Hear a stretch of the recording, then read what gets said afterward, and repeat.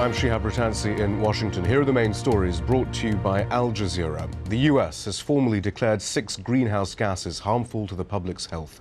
That means the US president doesn't have to seek Congress's approval to cut emissions.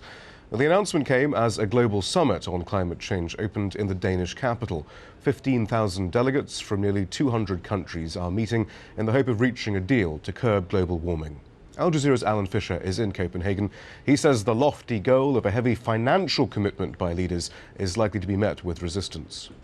How much money is to be pumped in? Well, most people say 1% of gross domestic product. That's a heck of a lot of money. And at the moment, during a global financial crisis, not many politicians are ready to sign up to that.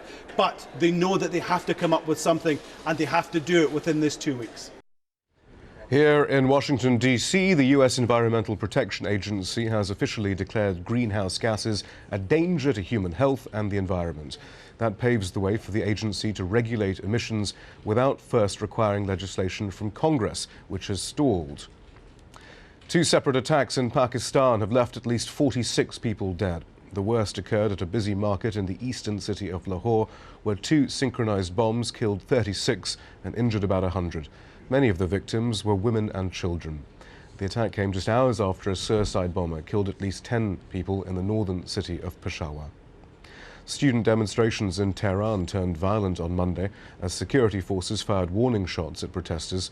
Journalists were heavily restricted in how they could report the story, but as before in Iran, the demonstrators' anti-government message was able to get out through the internet. The Turkish Prime Minister Recep Tayyip Erdogan has met with the US President Barack Obama in Washington. Obama praised the Turkish government on its contributions in Afghanistan. Ankara has already got more than 1,700 troops in the country operating in non-combat roles, but it has resisted US requests to send more. Obama has said Turkey is crucial in resolving the dispute over Tehran's nuclear program as well. Those are the top stories. You can always keep up to date with the news on our website, aljazeera.net/English.